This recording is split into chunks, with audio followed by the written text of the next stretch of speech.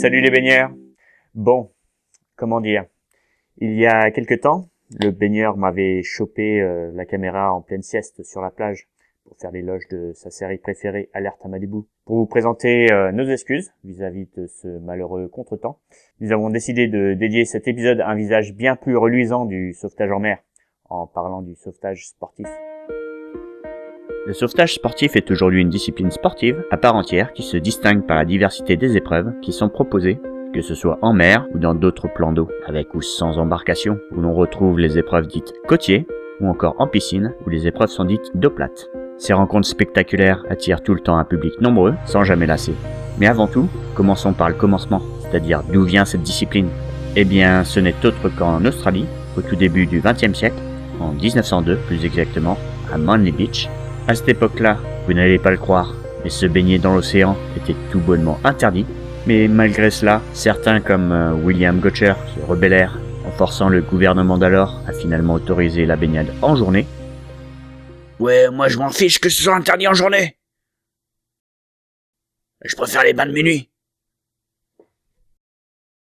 Hey, vous là-bas! Enfin bon, qu'il aille se faire bouffer par les requins. Mais qui dit désormais baignade autorisée dans l'océan, dit danger et donc une certaine sécurité à assurer. C'est ce que fit des petits groupes de bénévoles expérimentés qui se sont organisés pour porter secours aux baigneurs en cas de besoin. Les entraînements de ces bénévoles devinrent vite un sport qui connaît ses premières rencontres entre sauveteurs dès 1906 à Bondi Beach près de Sydney. On donna à cette discipline le nom de Surf Life Saving. Au fil des décennies, les clubs de sauvetage sportif grandissent en taille et en nombre, ressentant aussi la nécessité de créer un organisme pour récolter des fonds et des aides des autorités locales. Organisme qui deviendra au fil du temps le Surf Life Saving Australia, la fédération australienne aujourd'hui en place. Mais d'autres pays, dès les années 1950, connaîtront le même essor de la discipline, comme sur le modèle australien, comme en Nouvelle-Zélande, en Afrique du Sud, aux États-Unis ou encore en Grande-Bretagne. Des pays qui s'unissent pour créer l'International Council of Surf Life Saving, qui deviendra la World Life Saving, autrement dit la Fédération internationale de sauvetage sportif. Côté français, il existait déjà la Fédération internationale de sauvetage aquatique, la FIS, depuis 1910, créée par le français Raymond Pittet, pour répondre à une forte croissance des baignades en mer et en eau plate, plus européen, et donc d'une surveillance accrue. C'est de la fusion de cette FIS avec la WLS que naîtra la ILS, l'International Life Saving Federation, qui prit effet lors des championnats du monde de sauvetage en 1994. Ces mondiaux dont les Français participèrent pour la première fois, ayant été briefés 2 ans auparavant par 2 sauveteurs australiens, Adam Sambrook et David Shield, alors exilés en France, qui prirent dans leur valise du matériel encore jamais vu en France jusque-là, comme des planches et des kayaks de sauvetage côtier, ainsi que des bouées-tubes. Dans l'Hexagone, les épreuves de sauvetage se font en piscine depuis des décennies, mais il existait tout de même une Coupe de France de sauvetage côtier dès 1990, mais se résumait en un relais de 4 sauveteurs effectuant une course à la nage avec des palmes. Les mondiaux 1994, l'arrivée d'Adam Sambrook et sa connaissance des épreuves du sauvetage côtier fut donc le grand lancement de la discipline officielle avec les premiers championnats de France qui ont eu lieu en 1995 à Lacanau. La parenthèse histoire étant terminée, voyons donc en détail les différentes épreuves de sauvetage sportif. Les épreuves de sauvetage sportif se distinguent par 2 spécialités, le sauvetage en eau plate, qui se déroule principalement en piscine, et le sauvetage côtier, où les épreuves se passent dans divers plans d'eau, que ce soit en étang, lac, rivière, et surtout en mer. Il est à regretter que certaines épreuves se soient éloignées de la pratique du sauvetage réel, mais là nous allons voir tout d'abord les épreuves en eau plate. On en dénombre 6 épreuves individuelles et 5 épreuves par équipe. Le déroulement des épreuves se mesure en temps. Les 8 meilleures réalisations chrono lors des séries qualificatives donnent accès à la finale des épreuves en eau plate. Nous avons tout d'abord les 100, 200 et 400 mètres obstacles. Cette épreuve simule le passage d'obstacles par le sauveteur lors de la recherche d'une personne en détresse en un minimum de temps. L'obstacle sera de 2,50 m sur 70 cm et placé à 12,50 m du bord. À chaque passage, le nageur doit passer sous cet obstacle. Cette épreuve simule le passage de vagues par le sauveteur lors de la recherche d'une personne en détresse dans un minimum de temps. Ensuite, nous avons le 100 mètres remorquage de mannequin avec palme. Cette épreuve permet aux sauveteurs d'agir plus vite lors de la recherche de la personne en détresse grâce à un équipement supplémentaire. Le nageur effectue 50 mètres en nage libre avec palme, puis plonge sous l'eau pour récupérer un mannequin au fond de l'eau situé entre 1,80 m et 3 mètres. Le remonter puis le remorquer sur 50 mètres sans que le mannequin n'ait la tête sous l'eau. L'épreuve du 50 mètres mannequin qui consiste à rechercher la personne en détresse et son remorquage en surface en un minimum de temps. Après avoir parcouru 25 mètres en nage libre, le sauveteur plonge vers le mannequin placé entre 1,80 m et 3 mètres de profondeur, le remonte et le remorque sur 25 mètres. Nous avons ensuite l'épreuve du 100 mètres combiné de sauvetage. Cette épreuve met le sauveteur en présence d'une difficulté supplémentaire par la recherche en apnée de la personne en détresse et son remorquage en surface après l'avoir repéré. Le nageur effectue un 50 mètres nage libre. De suite après le virage, il poursuit une apnée de 17,50 mètres, récupère un mannequin, puis le remorque sur 32,50 mètres. L'épreuve qui suit est le 100 mètres mannequin avec palme et bouée tube, où le nageur effectue un 50 mètres nage libre avec une bouée tube et des palmes, récupère un mannequin au bout du bassin, le clipse à l'aide de sa bouée tube, puis revient sur 50 mètres nage libre, palme, en tirant le mannequin qui ne remplit qu'à moitié, détail qui a son importance. Une épreuve qui porte bien son nom est celui du 200 mètres super sauveteur, où le nageur doit effectuer 75 mètres de nage libre, récupérer un mannequin au fond de l'eau situé entre 1,80 m et 3 mètres, puis le tracter sur 25 mètres. Le nageur doit ensuite chausser une paire de palmes et enfiler sa bouée tube, effectuer 104 mètres nage libre, palme et bouée tube, récupérer un mannequin au bout du bassin, le clipser à l'aide de sa bouée tube, puis revenir sur 50 mètres nage libre, palme, en tirant le mannequin derrière lui. Nous voici ensuite arrivés aux épreuves en eau plate en équipe avec pour commencer le relais 4x50 mètres obstacle. 4 nageurs se relayent sur 50 mètres en passant sous des obstacles placés à 12,50 m du bord. Après vient le 4x25 mètres relais du mannequin, où 4 sauveteurs se relayent sur une distance de 100 mètres pour remorquer en surface le mannequin qui représente une personne en détresse. Le 4x50 mètres relais palme, bouée tube, où le premier sauveteur nage sur 50 mètres, le deuxième sauveteur nage 50 mètres avec palme, le troisième sauveteur nage 50 mètres en remorquant une bouée tube, et le quatrième sauveteur tracte sur 50 mètres le troisième sauveteur à qui il a passé la bouée tube, ce dernier ne s'aidant que de ses jambes. Le 4x50 mètres relais sauvetage, où le premier sauveteur nage sur 50 mètres en surface, le deuxième sauveteur parcourt les 50 mètres avec palme en apnée totale et remonte le mannequin au troisième sauveteur qui nage sur 50 mètres en remorquant le mannequin. Enfin, le quatrième sauveteur, chaussé de palme, tracte sur 50 mètres le mannequin. Et enfin, pour finir avec les épreuves relais en eau plate, on a le relais lancer de corde, dit line throw, où le sauveteur lance une corde afin de ramener un autre sauveteur situé à environ 12,50 m vers le bord de la piscine pour simuler le sauvetage d'une victime avec une corde, et ce dans un minimum de temps.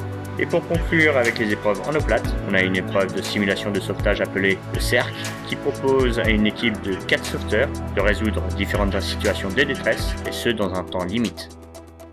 Et c'est le moment de passer aux épreuves de sauvetage côtier. Les épreuves de sauvetage côtier peuvent se préparer et se disputer sur lac, rivière, océan ou à la mer, tant qu'il n'y a pas de danger qui se présente. Elles ont été préparées et proposées par des commissions mondiales et européennes.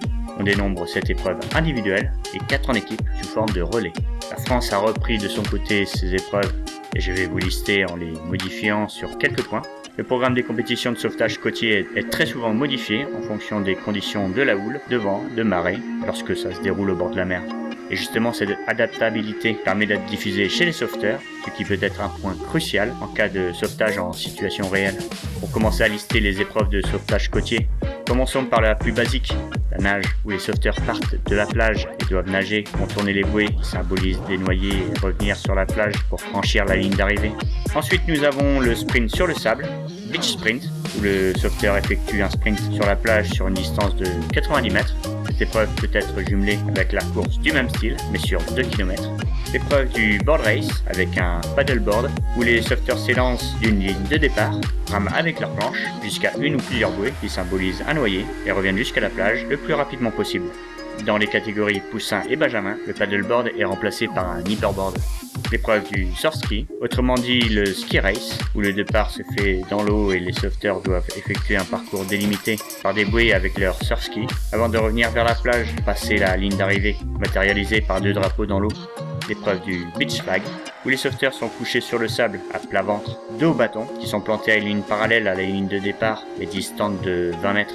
Il y a un bâton en moins que de participants. Au signal, les compétiteurs se redressent, se retournent et effectuent un sprint pour s'emparer de l'un des bâtons. Celui qui reste sans bâton est éliminé. Un peu comme un bâton musical en sorte. Hey, toi, tu levais mon bâton? Non. Sans façon. Il est parfait, mon bâton? Non. C'est surtout que ça ne m'intéresse pas. Allez, va le chercher ton nonos. Ouais. Vient ensuite le combiné de sauvetage côtier, qu'on appelle aussi bien l'Ironman Race que l'Oceanman Race. Elle est considérée comme l'épreuve reine du sauvetage sportif. Au cours de cette épreuve, les sauveteurs enchaînent les épreuves de nage sur 400 mètres, de planche et de surf-ski, avec une transition en course à pied sur le sable lors des épreuves étant tirées au sort. Voilà donc les épreuves de sauvetage sportif côtier en équipe, comme pour commencer le relais sprint sur le sable, le beach relay. 4 sauveteurs effectuent un relais sur une distance de 4 x 90 mètres en se transmettant un témoin, nom donné au bâton en relais. Le passage du relais s'effectuant en face à face. Le relais sauvetage bouée-tube, Rescue Tube Race. 4 sauveteurs sont nécessaires pour ce relais. Le premier nage jusqu'à une bouée. Lorsqu'il est arrivé à cette bouée, il lève son bras pour donner le signal de départ au deuxième sauveteur, qui s'élance avec une paire de palmes et une bouée tube. Il doit aller le plus rapidement possible, sauver le premier sauveteur qui joue le rôle de la victime. Le sauveteur muni de la bouée tube va clipser sa victime et va la ramener jusqu'à la plage le plus vite possible. Là, les deux autres sauveteurs vont saisir la victime par les bras et la tirer jusqu'à la ligne d'arrivée. Le relais sauvetage en planche, Rescue Bird Relay, où un premier sauveteur part de la plage et nage jusqu'à une bouée. Une fois arrivé, il donne un signal au deuxième sauveteur. Le deuxième part de la plage avec la planche, récupère son équipier à la bouée et revient à 2 sur la planche, en terminant finalement par un sprint sur la plage avec la planche. Ouais, le sauvetage en paddle, c'est par où? Ouais, mais il faudrait d'abord le gonfler, le paddle. Allez, tiens. Voilà la pompe. Ah, merci, coach. Bah, je le branche.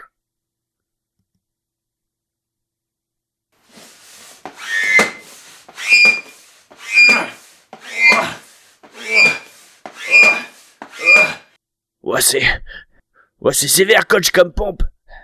Allez, toi de tes jambes, voyons. Ah, ok.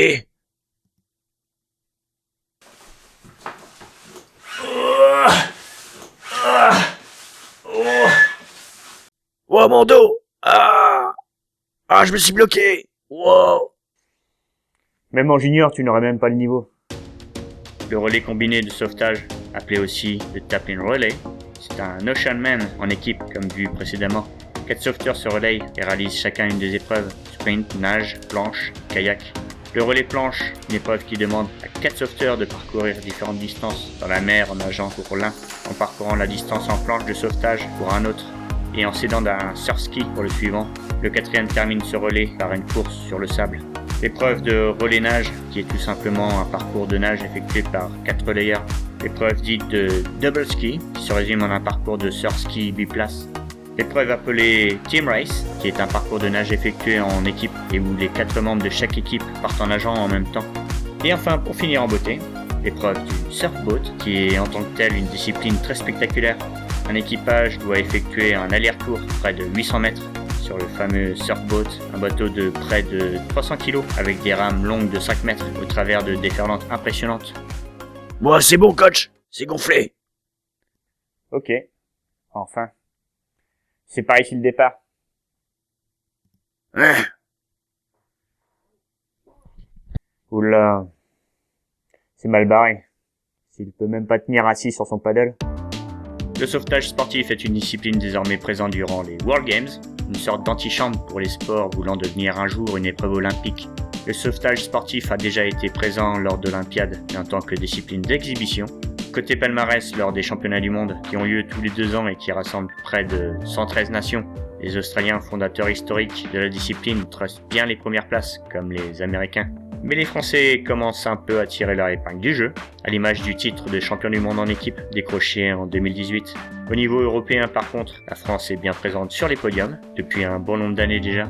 C'est surtout le fruit de la Fédération française de sauvetage et de secourisme qui a mis en place il y a quelques temps déjà une école nationale de sauvetage, l'ENS, pour garantir un enseignement de qualité en toute sécurité par des encadrants aux compétences reconnues.